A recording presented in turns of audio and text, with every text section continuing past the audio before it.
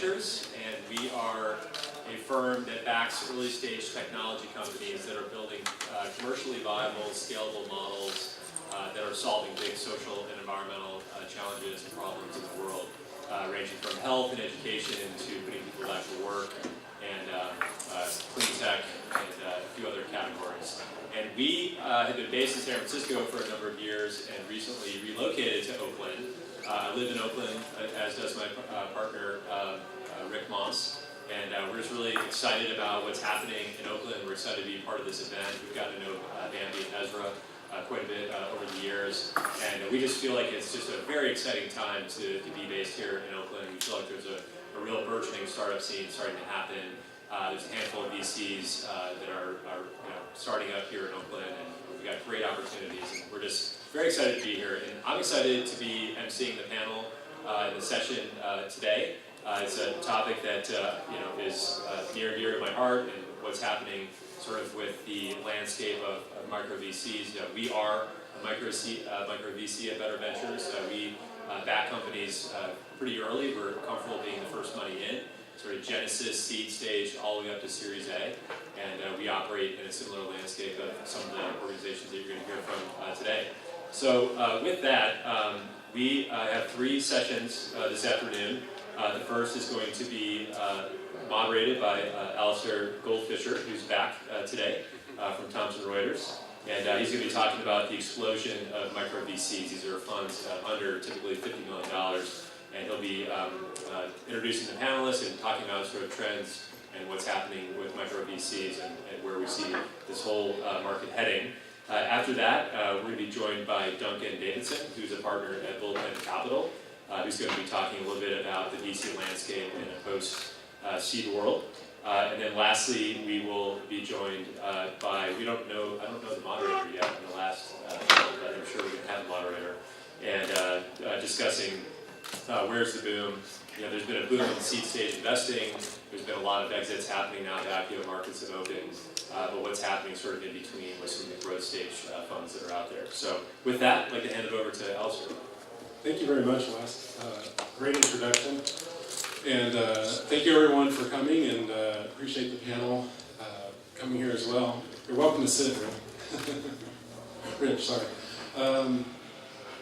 Before we begin, I always want to do a poll of the audience. I want to see who's in the audience who's here. Raise your hand if you're an entrepreneur.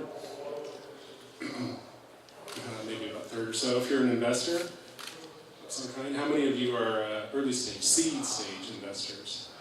Nearly all of you raised your hands again. Well, very good. Well, thank you for coming here. Hopefully you'll enjoy this talk on micro VCs. I'm going to do a quick introduction of each. So at the end we have Marcus with Quest Venture Capital. You started in 2008, and your current fund is about $45 million. You and your brother started the fund, and you've added another brother, basically. You added a third, that's a joke. You've added a third partner who's like a brother. Next to him is Jim with, you launched Maven Ventures last year. $10 million. With the seed stage investment fund, you also run an incubator in Palo Alto. And then next to him is Jason. Your partner, Paul, is here again today. You guys started Subtraction Capital. I'm not quite sure of the home base. Is it San Mateo? Is it? Yeah. Basically. So a $20 million fund. You two actually previously worked at Practice Fusion. And then we have Eric here with Base Ventures. I have to admit some ignorance here. I know you started this in 2010, but I don't know the size of your fund. Yeah, $12 million. A $12 million fund. What I didn't say with each of you, though, is what you guys invest in, because each of you none of you are sector specific. I mean, even you, Jason, could have gone off, and you guys came from Practice Fusion. You could have said, "Oh, I'm going to invest in healthcare," as a micro VC. But none of you are stage specific. You're stage agnostic. I mean, can you guys address that? Kind of talk about that? Why none of you are specifically investing in any sector? As we see a lot of micro VCs do. Any of you can jump in. Sure.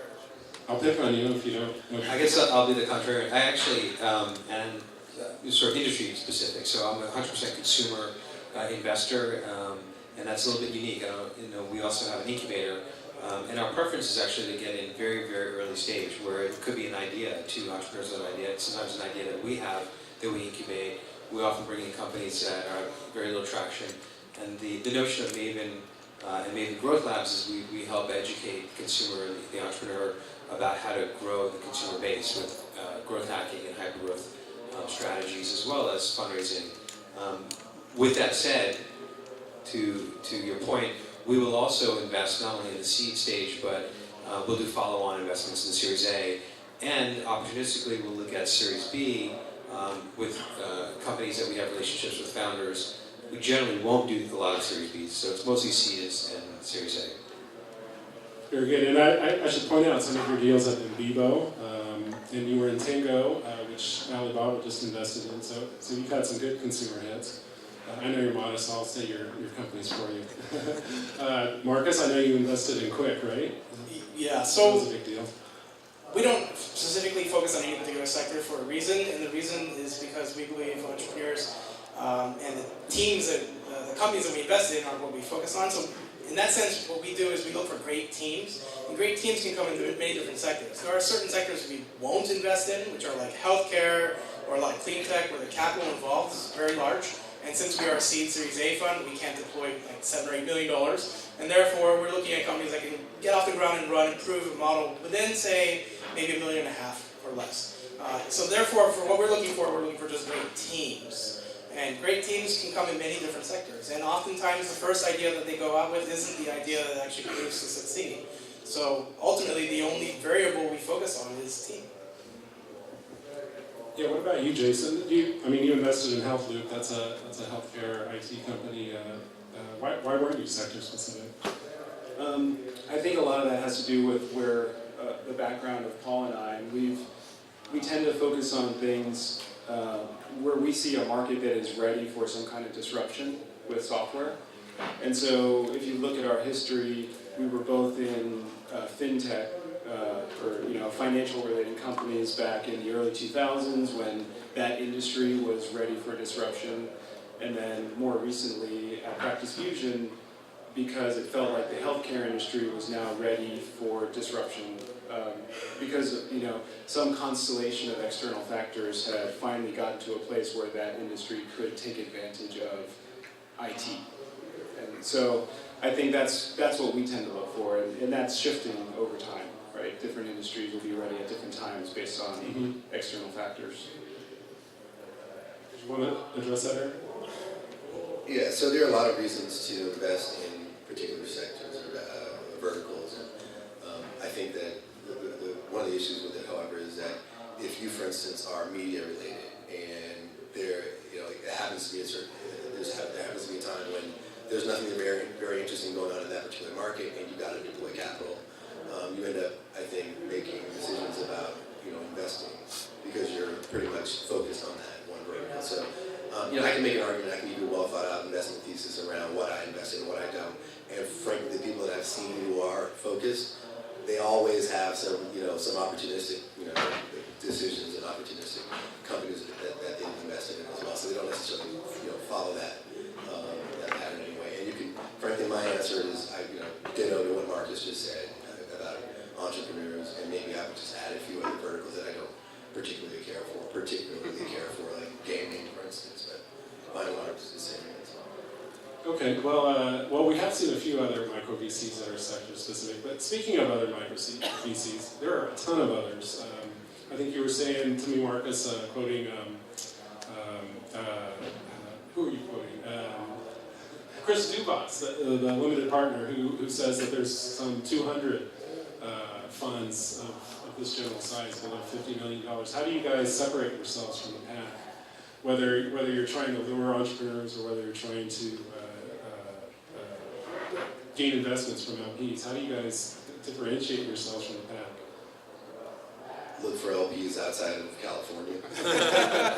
So most of my investors are on the East Coast, and people I went to school with or worked with in investment banking, and they've got a bunch of money and no exposure to Silicon Valley or what's going on in the tech sector. So and they don't trust and so on and so forth. So that's one way to do it. I mean, the other way is to kind of that you're, from a portfolio company standpoint, you differentiate yourself by doing something different. So I'm helpful to my companies, and they all attest to it. So, and they make it known. So now there's social proof that Eric and Base Ventures, they're very much they're going to be involved and helpful to a point where it's not I need to see some ridiculous spreadsheet every 2 weeks and change it for this that reason. And all of a sudden you're not helping the company.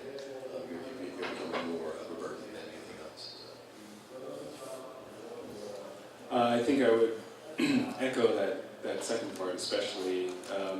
Our portfolio company CEOs have probably been one of our biggest referral sources to new companies that we might be investing in. And so we just try to focus on working with them and adding value whenever we can. That's the first drop of the word value, by the way, in today's session. Go ahead. Sorry, yeah, It's all right. geez. Couldn't avoid it, I guess. But as far as differentiating ourselves with LPs, that's not really something we've tackled yet. Honestly, we are aware that we are a startup too, and we are building a brand, and we have lots of competition, so to speak, and it's very humbling to be sitting with guys like this. And we know that eventually we'll have to start thinking about that, but we haven't yet. Yeah, I definitely think there is a difference in the constituents that we serve. So there's the LPs, the people who give us money, and then there's the entrepreneurs that we put money into. The messaging for the two of them are different, and so the signal and noise is also different there. There's a ton of these early stage micro VCs now that have propped up. For the entrepreneurs, for us, we focus on reputation. We've been around for 6 years. And we work closely with our companies. We are not a very well-known fund because we don't really do a lot of these kind of talks. We actually just work with our companies, and it's proven in our track record to produce excellent results financially for our fund. But as a consequence, for example, we are not well-known with LPs either. So it has been difficult for us to go from that angle. So definitely, I think there's two different messaging and signaling that you need to do. For us, we just focus on keeping our heads down, doing well with our companies, and doing right by them. And when they succeed, we benefit in many different ways. And that builds out our network and our reputation, and that's what we keep our heads down. Yeah, I would just echo. I think the most important thing for LPs is your track record, right? You're investing in companies when they're just starting out and they become billion-dollar, success stories. You're going to have a lot more success in finding LPs. So, sticking to whether it's the team, the vision, the product, or all of the above, and making sure that you help these companies succeed is how you'll be successful in raising funds from LPs. For me, from the entrepreneur standpoint, my focus on consumer actually helps me see a lot of deal flow in the consumer space.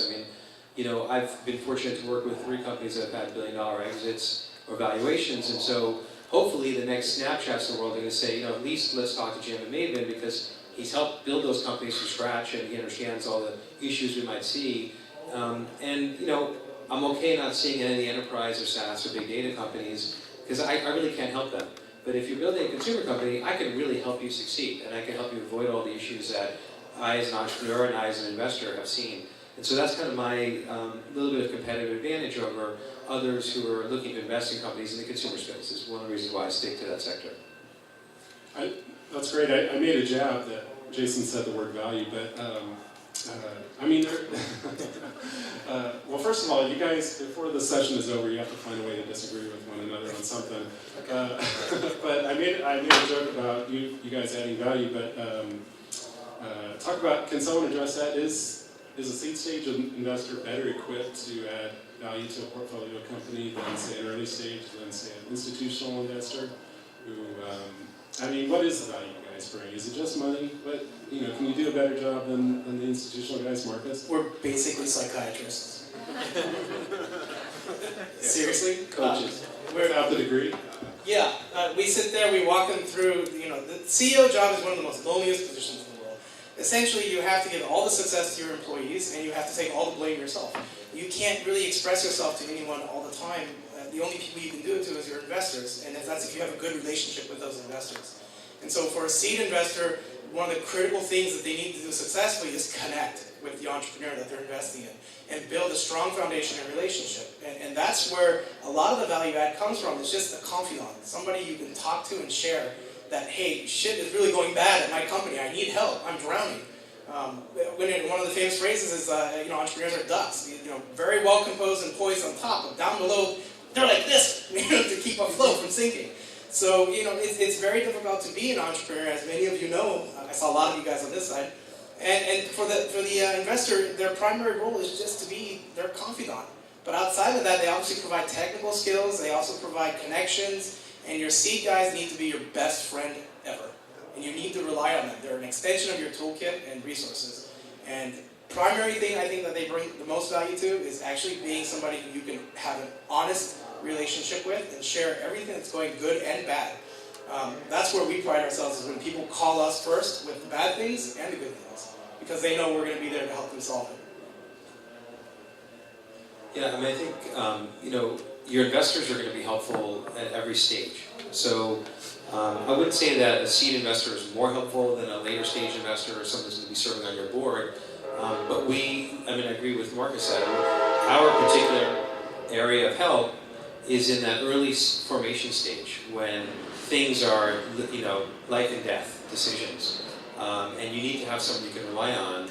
And for me personally, the part of the job that I love most is actually being very hands-on. Especially for the companies that we have in our incubator, I consider myself, acting COO or CEO coach, part of the team.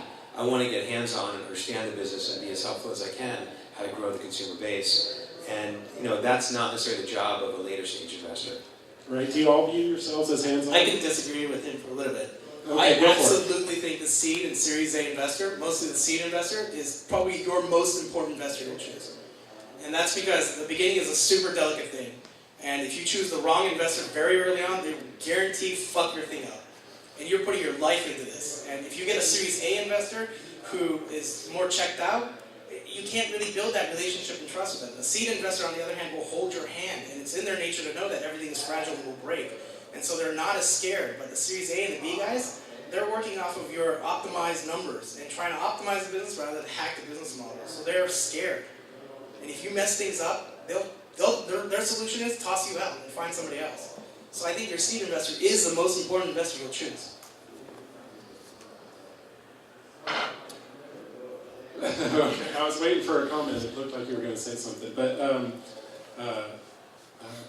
how do you guys operate? I don't want to stick on you too much, Marcus, but I know that you like to meet your entrepreneurs. Your whole team likes to meet the entrepreneurs when you're looking at deals. Is it kind of the same for the rest of you? You're all hands-on. You want everyone kind of in the operation to see a deal. Yes, Jason. Yeah, so certainly for us that is the case, and we also we don't tend to segment the investments between each other. We will both work with the company. So just this morning, I was having a conversation with one of our CEOs yesterday. They're going through a very, what I'd call a sensitive period where there's some important decisions to be made. And I kind of gave Paul the debrief this morning and then said, hey, can you try to meet with him in the next week because I want to get your thoughts on it too. So we're very much trying to bring, because we have very different skill sets between the two of us, and trying to bring all of that to bear to the extent that we can. And just to make a comment about Go ahead. The seed guys versus the Series A guys. So we have several deals where we're the smallest fund that's in the deal. And for the larger funds, being early is really buying an option to participate if the thing is doing well. But they're really not doing much work. You may get the value of their name, and you might get the value of their ability to write a larger check later on. Those things could be valuable to the company, but at times it feels like some of the larger firms are making so many of these bets that it really dilutes the value of having them in the deal anyway. And so we find that we're the ones trying to do a lot of the heavy lifting, and the CEOs definitely appreciate it. How does it work where you are, Eric? I think you have a partner, but you're the managing director, basically. Is it a team effort as well? Yeah. So, I'm the guy that has relationships, and I get the money, and I do this kind of stuff in the front end. My partner is private equity for 12 years, so he does kind of the back end stuff. But he's fantastic, in front of the portfolio companies as well. He tends to be a little bit more hands-on from a operations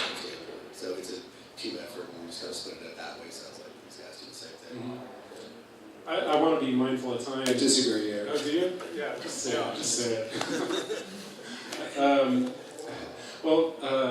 There's another issue I want to talk about, and that is scaling up. You know, it seems, you know, we've seen some micro VCs of 5-10 years ago have gotten larger, have raised more funds, added partners. I mean, what's the challenges there for you guys?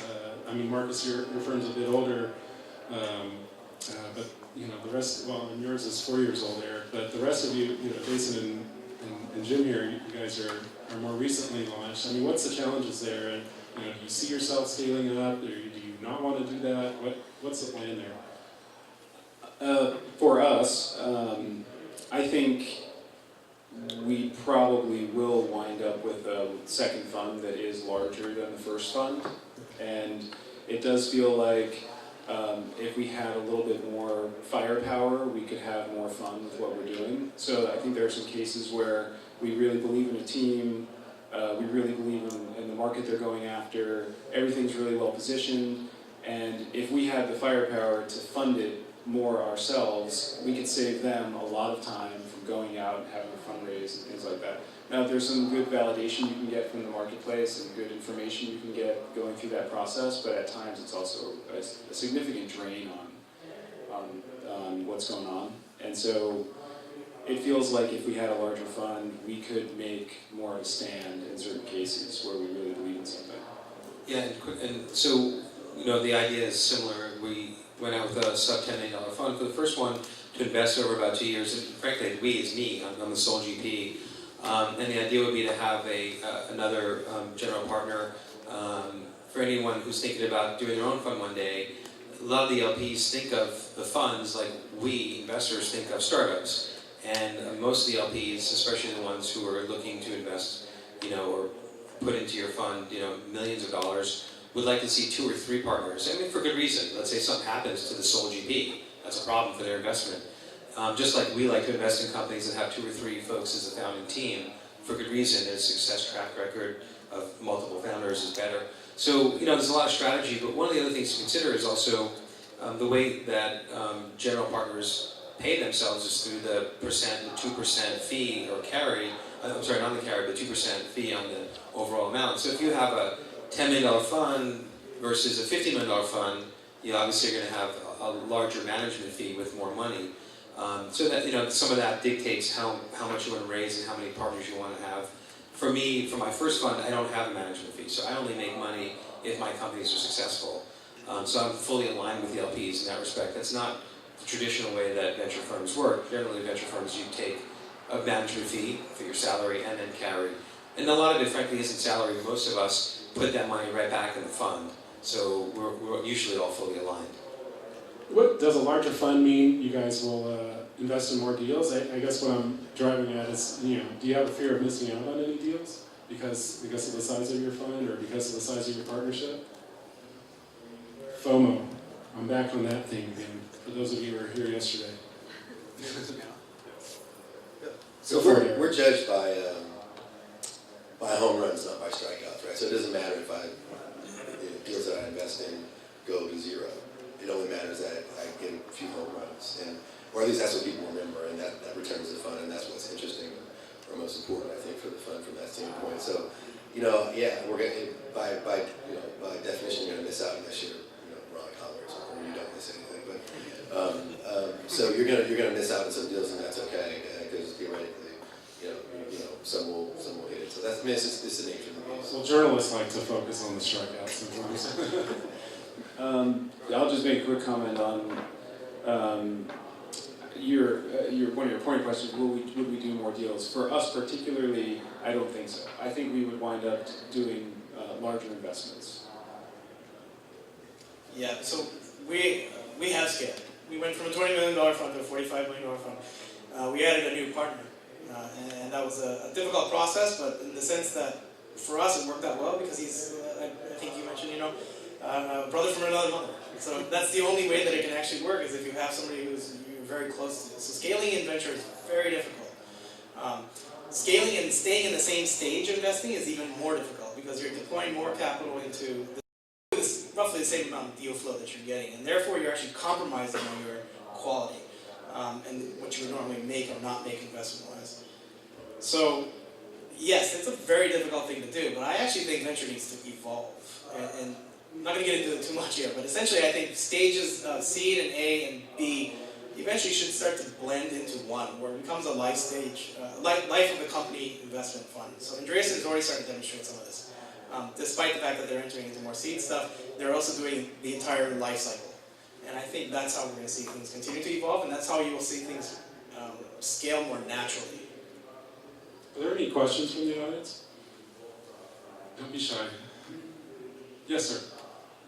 How do you distinguish yourself as a micro VC from a super angel or somebody that might be a very successful entrepreneur, has $100 million in the bank, because they sold X, Y, Z, and are they likely to be one of your LPs? Are they likely to be competitors? Are they likely to be both?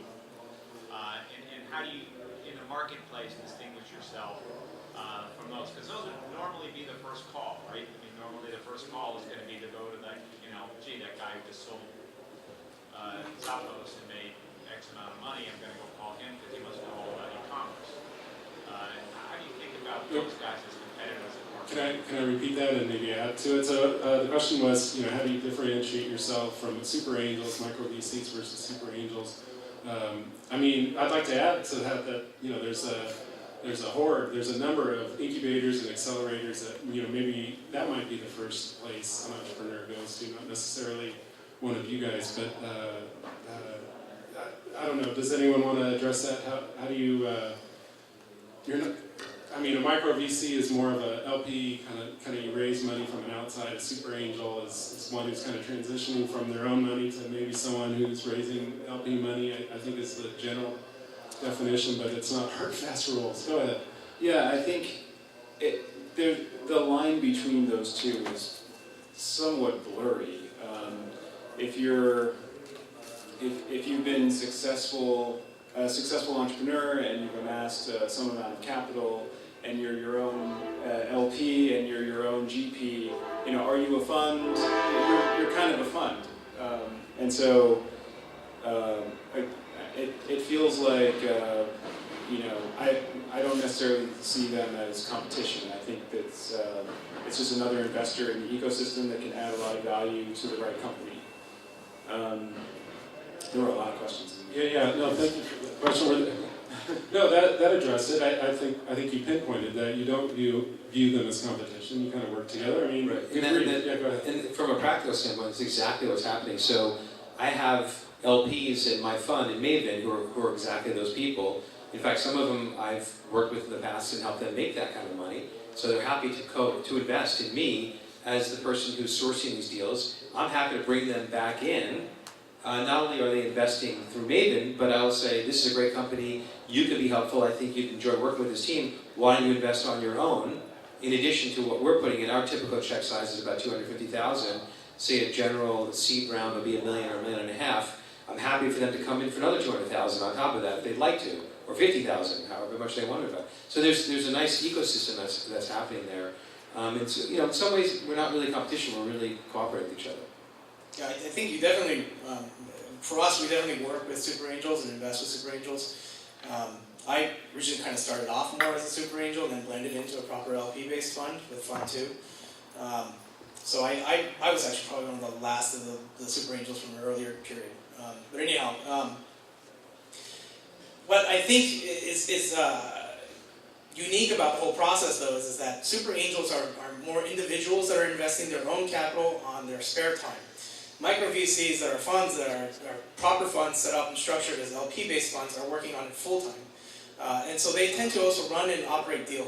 And they create deals, and they structure deals, and they build syndicates around a lot of times angels and super angels. So I would say there's actually one very unique difference, which is that it's a profession versus a bit of a hobby/interest.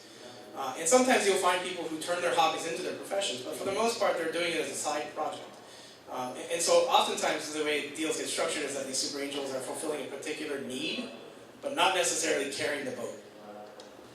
I think Marcus's answer for the question is exactly like I would have anyway. But I'll say this, I did the same thing. I was one of the first investors in Zappos, and after that exited, and I've been investing since 98, 99, and as a investment banker by day, angel investor by night, and at some point a few years ago I decided it probably makes sense for me to put more of my own money into startups, so I raised a fund. Very good. Well, thanks for the question. One last question as we wind down. Yes, sir. Just wanted to ask how you guys think about exits and what stage you come at, because as micro seed investors, do you follow all your startups to the very end, or you come out at a certain stage? Yeah, it's a good question. It was about how do you view exits? Do you follow them all the way to the end, or do you cash out? I guess it all depends on the company and what kind of deal they get. But thank you for the question. But anyone want to address? Meaning, do you continue to invest in Through the life cycle of the company as it, as an early stage investor, you kind of make a decision as to where you stop investing, right? Because you don't have unlimited capital. So, somebody mentioned that they go through Series A, which is kind of what we do, and occasional opportunistic B.